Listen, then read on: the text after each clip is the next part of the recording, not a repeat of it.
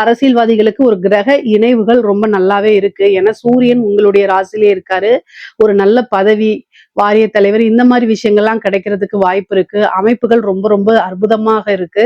அதனால நீங்க கவலையே பட வேண்டாம். முக்கியமா நெறைய விஷயங்கள் இருக்கு உங்களுக்கு. நல்ல நன்மை பயக்கும் விஷயங்கள்லாம் நெறைய இருக்கு.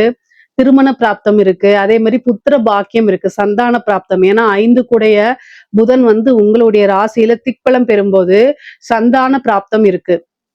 அதே மாரி 11ஆம் இடத்த பார்க்கறதுனால உங்களுடைய விருப்பங்கள் யாவுமே நிறைவேறக்கூடிய அமைப்புகள் தான் இருக்கு.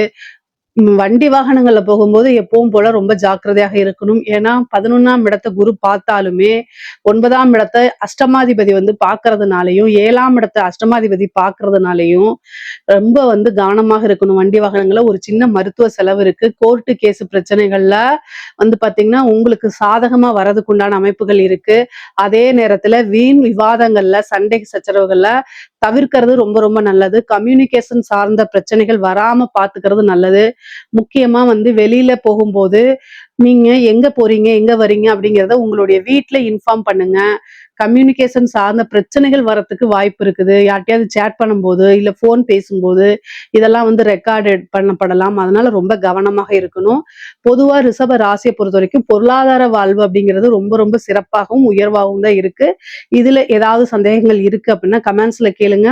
கட்டாயம் நான் ஆன்சர் பண்றேன். நம்மளுடைய சேனல லைக் பண்ணுங்க, ஷேர் பண்ணுங்க, சப்ஸ்கிரைப் பண்ணுங்க. நன்றி, வணக்கம்.